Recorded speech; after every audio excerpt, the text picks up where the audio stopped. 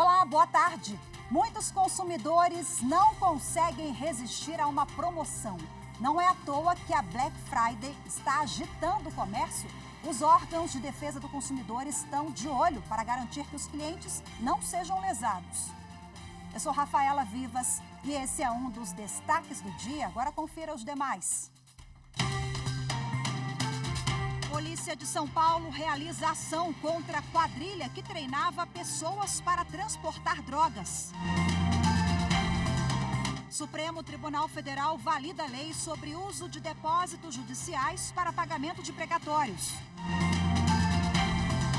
E ainda, ministros do Supremo Tribunal Federal retomam hoje o julgamento sobre racismo estrutural.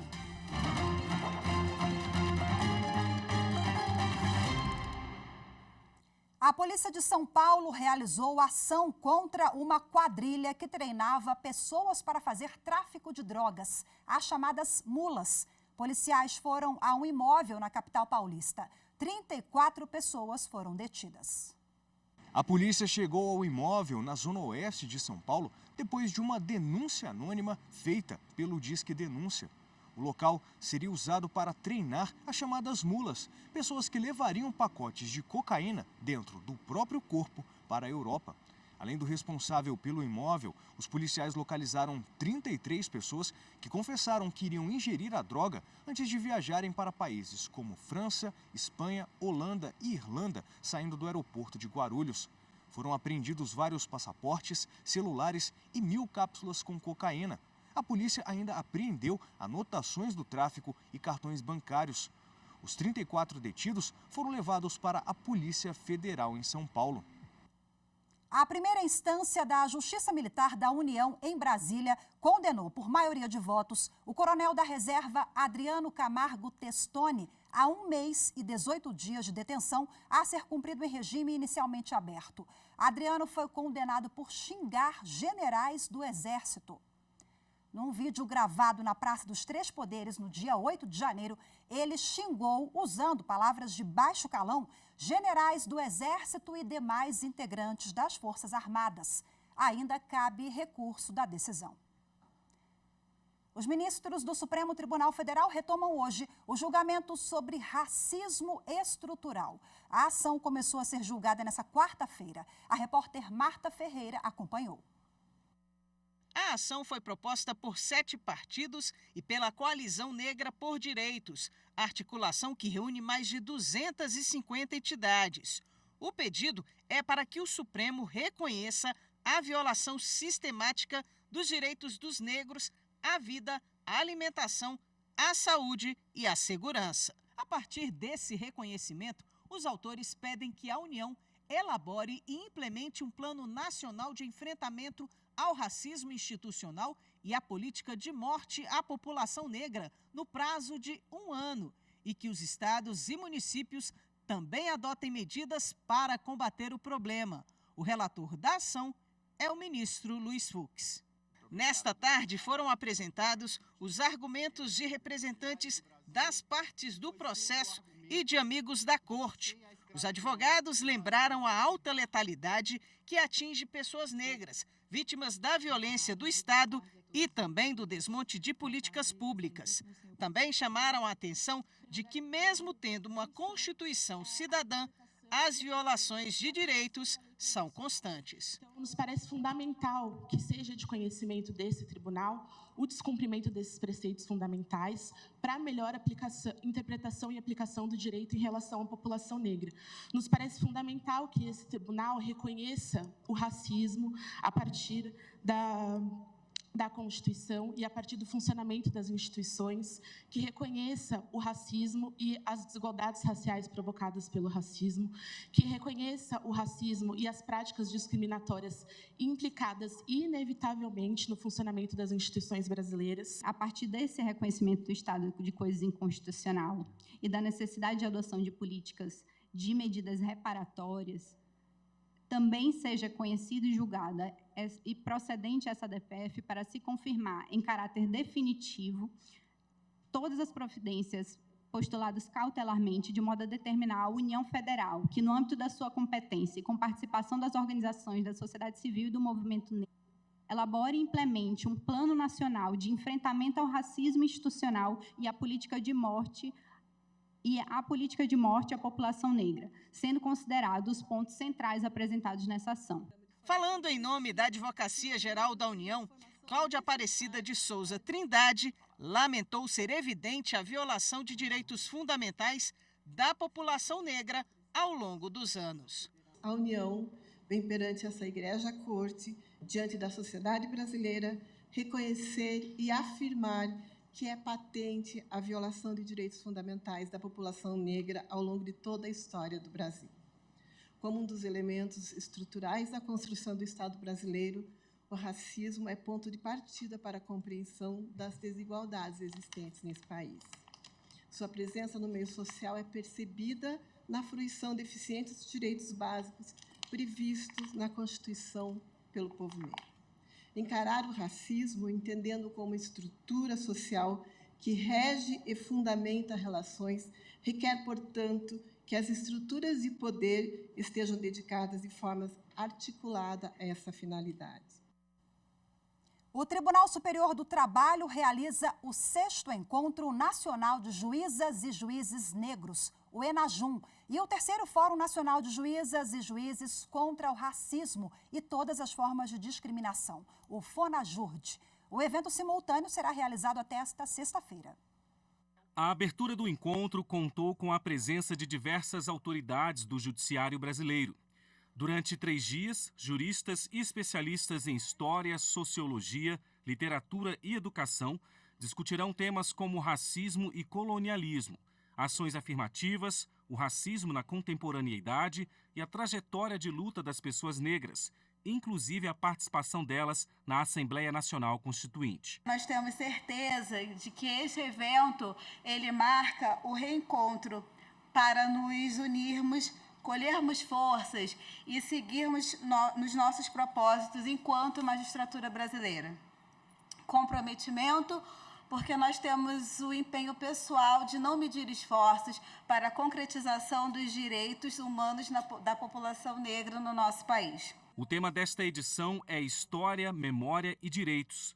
O ex-presidente do TST e do CSJT, ministro Carlos Alberto Reis de Paula, se emocionou ao refletir sobre a presença de pessoas negras na magistratura. Eu acho que é um momento de realização, não dos negros, é um momento de realização da sociedade brasileira. Que a sociedade brasileira, sob todos os aspectos, tem que ser uma sociedade inclusiva. O presidente do Supremo Tribunal Federal e do Conselho Nacional de Justiça, ministro Luiz Roberto Barroso, enalteceu a importância de iniciativas como o ENAJUM e o FONAJURD. Eu tenho muito prazer e muita honra de poder participar dessa abertura, vim com muito gosto.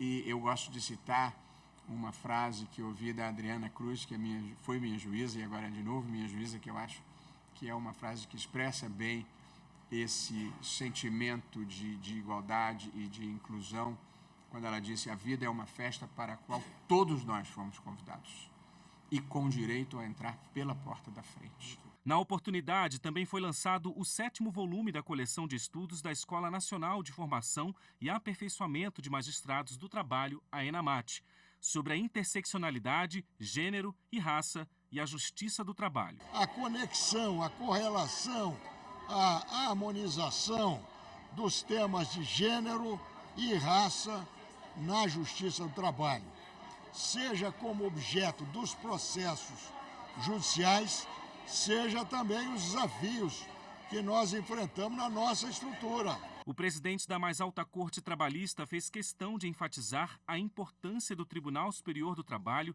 em sediar o encontro pela primeira vez. Ele também destacou dados essenciais sobre a presença de juízes negros e negras no judiciário brasileiro. Não é razoável que tenhamos uma sociedade com a participação de 56% de afrodescendentes e apenas 15% da magistratura seja composta por pessoas negras.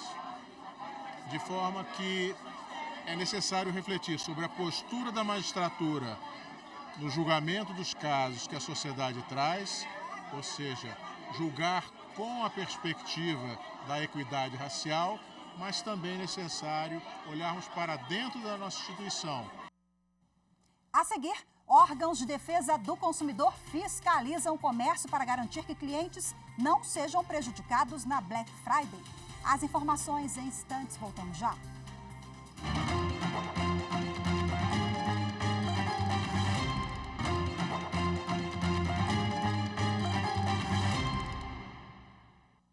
Quem não gosta de uma boa promoção? Nesta sexta-feira acontece em todo o país a Black Friday, um evento aguardado por quem compra e por quem vende, mas que pode trazer armadilhas. Acompanhe algumas dicas na reportagem de Bruno Silveira. Novembro vem sempre acompanhado da Black Friday. Marcado para a última sexta-feira do mês, o evento movimenta a economia nacional. Os shoppings, por exemplo, anunciam que as promoções vão durar a semana inteira. E entre tantas opções de produtos e preços, tem gente que aproveita os descontos para comprar o que mais gosta. Eu comprei ali na Beleza, né? Perfume, que eu acho que vale a pena. Para mim, valeu a pena.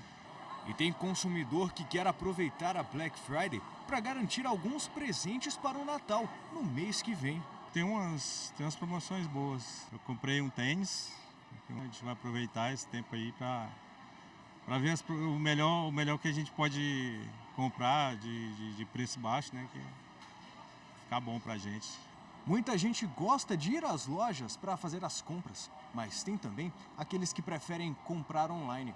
E uma pesquisa do Google mostra que nesta Black Friday, 2 a cada 3 brasileiros pretendem aproveitar as promoções. Mas para não cair em ofertas enganosas, os consumidores precisam ficar atentos. Algumas dicas já são conhecidas, mas vale lembrar. Não clique em links de promoções enviados por aplicativos de mensagens, eles podem ter vírus. Desconfie sempre de preços muito abaixo do de outras lojas. Mesmo com os descontos, existe uma certa concorrência. E pesquise sobre a loja antes de fazer a compra. Existem sites que ajudam nesse levantamento. E que tal outra ajudinha para não sair prejudicado? Os PROCONs em todo o país intensificam as fiscalizações nesta Black Friday para combater propagandas falsas, golpes e garantir o cumprimento das promoções. No Distrito Federal, por exemplo, o trabalho já começou bem antes do evento. Cerca de 2 meses antes, a gente já começa a fazer uma fiscalização no comércio eletrônico, né? A gente elenca alguns sites, alguns produtos que a gente sabe que o consumidor costuma comprar mais nessa época, e a gente vem monitorando a evolução dos preços, para saber se agora, né, quando a partir do mês de novembro os caras começam a ir nas lojas físicas, para saber se realmente aquele preço que foi anunciado lá atrás está sendo cumprido, se realmente há um desconto, se não há maquiagem no preço. Bom, e agora, para a gente avançar nesse assunto, falar sobre os direitos dos consumidores na Black Friday, eu recebo aqui no estúdio da TV Justiça a advogada que é especialista em direito do consumidor, doutora Karine Jordana. Seja bem-vinda, boa tarde. Obrigada, Rafa. Boa tarde a você, boa tarde a todos. Obrigada pelo convite. Bom, vamos falar sobre esse tema tão importante, está todo mundo de olho, né, na Black Friday. Tem alguma regra especial do Código de Defesa do Consumidor para esse período? Tipo, comprei barato, não posso trocar, não posso me arrepender se comprar pela internet ou não? Não. O Código de Defesa do Consumidor continua valendo o ano inteiro. Os direitos do consumidor se mantêm normais, como se fosse qualquer outra época do ano, como se fosse o dia do cliente ou o Natal. Então, assim, não há nenhuma forma de diminuir os direitos do consumidor nessa época. Mas aí o lojista pode dizer que não está conseguindo entregar no prazo, né? Está com muita demanda. É uma justificativa para atrasar, por exemplo, a entrega? Não tem como, mesmo sendo uma época de promoção ou tendo alguma benesse para o consumidor, o lojista não pode, de forma alguma, retirar ou minimizar algum direito. Então, esse exemplo que você deu da entrega, por mais que na Black Friday a gente sabe que é muita demanda, são muitos produtos para serem entregues, o lojista não pode dar um prazo diferenciado do que ele daria normalmente ou, por exemplo, colocar a entrega indefinida. Tem que estar tudo bem claro, como se fosse uma compra normal. Doutora Karine, a gente já apresentou ali na reportagem algumas dicas, né, para o consumidor. Vamos avançar um pouquinho? Quais são as outras e as ideias, assim, as dicas para o consumidor ficar atento e não cair, às vezes, em ciladas naquela letrinha pequenininha, né? Tem muita coisa por trás. pesquisar o histórico da loja, ver se é uma loja que tem muitas reclamações ou não, dar uma olhada se há alguma diferenciação de preço entre o comércio presencial ou o comércio eletrônico, observar não só as oscilações de preço na própria loja que você escolher, mas entre lojas parecidas que vendam os mesmos produtos, para não cair naquela coisa do tudo pela metade do dobro, né? A gente tem às vezes esse problema, observar letras pequenininhas, pequenas observações, ver prazo de entrega, ver se o produto que está sendo vendido não tem algum tipo de defeito aparente, porque às vezes tem essa questão, né? Às vezes eles aproveitam a Black Friday e vendem produtos com pequenos arranhões, pequenos amassos, pequenos defeitos e usam isso para trazer um preço mais barato. Quer dizer, pode vender, mas tem que informar. Pode vender, não é vedado por lei, mas tem que estar muito expresso para que o consumidor saiba e não seja iludido para comprar um produto diferente do que ele realmente quer. E quais são as principais demandas que a senhora observa nesse período de Black Friday, as reclamações? Comprei um produto e ele chegou de uma forma diferente do que estava na foto do anúncio. Isso é muito comum em comércio eletrônico, né? Porque na internet o consumidor não tem tato com o produto que ele está comprando. Então, às vezes, é uma cor diferente, é o que eu falei, é um produto com defeito. Muitas vezes acontece essa coisa que eu já falei, né? O produto está com preço X, 2 dias antes, 1 dia antes, o preço é elevado para depois baixar e dessa falsa sensação de desconto. Entrega indefinida ou entrega com prazo posterior do que a empresa daria normalmente. Então, assim, muitas vezes o consumidor pode aproveitar essa época porque ele quer pagar mais barato, mas acaba pagando mal e pagando 2 vezes, se brincar. Agora, se o consumidor se arrepender, a compra pela internet, o CDC permite, né, o Código de Defesa do Consumidor, a troca, o arrependimento. Agora, a empresa pode cobrar o preço mais alto porque ela se arrependeu do produto, ela vai ter que pagar pelo aquele preço original? Não. Por mais que os lojistas esperem aí uma certa margem de lucro na época da Black Friday, a gente não pode deixar de desconsiderar os direitos do consumidor. Então, mesmo que a compra seja feita nessa época, o direito de arrependimento de 7 dias vale normalmente. A pessoa pode se arrepender, seja comprando no estabelecimento presencial, seja comprando via e-commerce. A senhora acredita que o consumidor está mais atento, mais conectado com os seus direitos e mais maduro também? No sentido de não comprar assim, no calor das emoções? Eu acho que com tanta informação nas redes sociais e na internet, os consumidores estão mais atentos, sim, estão pesquisando mais. Só que muitas vezes, assim, tem coisas que realmente a pessoa comum não vai prestar atenção, justamente porque a propaganda, ela pode não ser necessariamente enganosa, mas ela é feita de um jeito para dar uma sensação que não condiz com a realidade. Então, é sempre bom pesquisar, comparar e ver se realmente a compra é necessária, né? As trocas, então, elas são permitidas ou eu sempre tenho dúvida em relação à troca, porque às vezes o lojista não é obrigado a trocar determinada peça, é uma gentileza, né? O que diz o CDC exatamente sobre isso, doutora? Mais uma vez, os direitos do consumidor se aplicam normalmente, né? Mesmo sendo uma época específica promocional. Então, o consumidor tem direito à troca, sim. Mas se for na loja pessoalmente?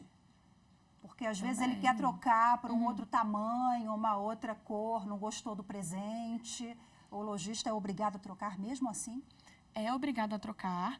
É possível, por exemplo, que um produto muito específico, um produto muito promocional, por exemplo, que eu falei, produtos com avarias, não sejam passíveis de troca. Mas essa informação precisa estar clara para não gerar dúvida no consumidor. E, por exemplo, você pediu um sofá da cor azul, chegou um sofá da cor marrom, mesmo que seja em Black Friday, mesmo que seja uma promoção, se você acreditou que comprou um produto de uma forma e ele chegou na sua casa de um produto de uma forma diferente, você tem direito à troca, sim. Maravilha, doutora Karine, muito obrigada pela sua participação, pelas orientações. Boa tarde. Eu que agradeço. Boa tarde. A seguir, Supremo Tribunal Federal valida a lei sobre uso de depósitos judiciais para pagamento de precatórios. Os detalhes em instantes, voltamos já.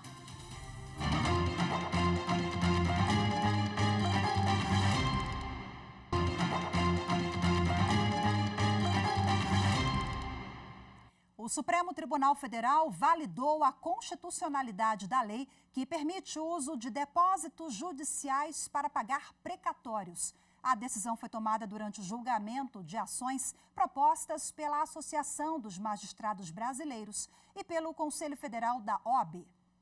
O relator ministro Nunes Marques, que foi seguido pelos demais ministros, ressaltou que o Supremo já reconheceu que os depósitos judiciais não pertencem ao Judiciário, que mantém sua autonomia e sua independência para decidir o destino do valor depositado.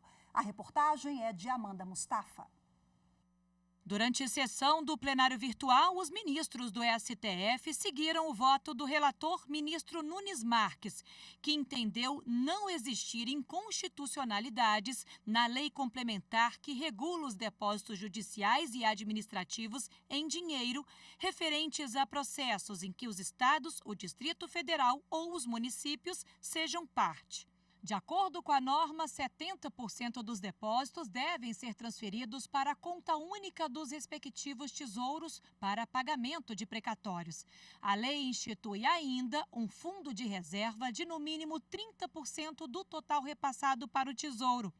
No voto, o ministro Nunes Marques observou que a lei não autoriza os entes federativos a utilizar valores de todos os tipos de depósitos, mas somente os dos processos judiciais ou administrativos em que sejam parte, respeitando os valores percentuais de depósitos e fundo de reserva determinados pela norma. Segundo o relator, nos casos em que o ente estatal ganhar a causa, alguns depósitos devem se tornar receitas públicas. Para o ministro, a lei não é uma forma de empréstimo compulsório.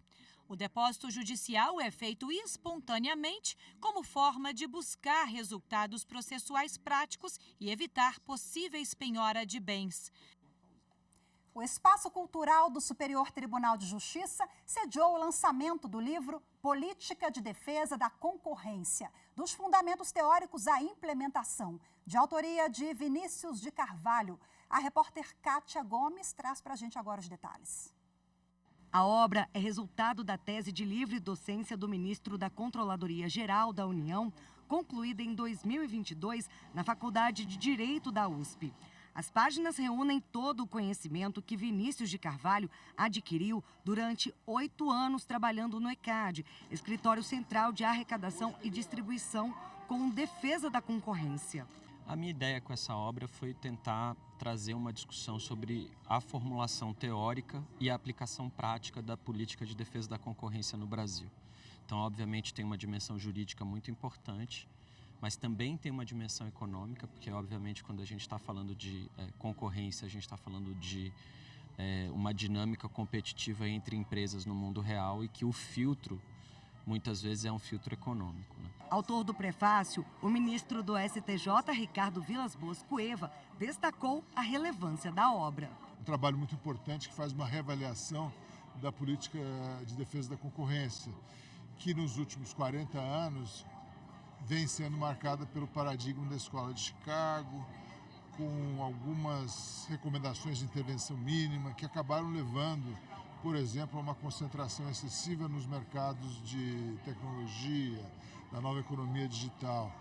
O Vinícius faz uma reavaliação dessa política diante das novas realidades e procura avaliar teoricamente todos os pressupostos que levam à defesa da política da concorrência, assim como os métodos de implementação dessa política no Brasil e no mundo. E nessa quarta-feira foi lançado no Supremo Tribunal Federal o livro Arbitragem e Constituição. Viviane Novas tem as informações. A publicação reúne textos de juristas brasileiros e estrangeiros sobre a arbitragem, um método de solução de conflitos em que as partes abrem mão de recorrer à justiça. A arbitragem é um método privado de resolução de disputas, por meio da qual partes plenamente capazes elas tiram a resolução de uma disputa do Poder Judiciário, que é a via comum, é a porta principal da resolução de disputas no Brasil e no mundo todo, e levam para a esfera privada, na qual elas podem escolher quem vai julgar o caso, que no caso seriam os árbitros, e por meio desse método de resolução privada de conflitos, as partes conseguem resolver disputa sobre o direito patrimonial disponível. O ministro Gilmar Mendes destacou a importância da arbitragem como alternativa ao judiciário. Nós temos hoje uma judicialização que, como nós sabemos, é extrema e buscamos sempre alternativas e uma das alternativas é a arbitragem, inclusive para demandas que às vezes envolvem o Estado brasileiro e instituições internacionais, isso já foi discutido até no Supremo Tribunal Federal, ou instituições privadas, de modo a ter soluções para conflitos num tempo econômica e socialmente adequado. Cada vez mais nós temos visto a arbitragem e o judiciário, que antes viviam em mundos completamente separados, se encontrarem nesse meio do caminho. O STF certamente vai ter um papel essencial nisso tudo, para falar onde a arbitragem dialoga com a Constituição, e a ideia dessa obra é justamente inspirar que todos também reflitam sobre esse diálogo. Hoje a gente fica por aqui. Muito obrigada pela sua companhia. Uma ótima tarde. Até amanhã. Tchau, tchau.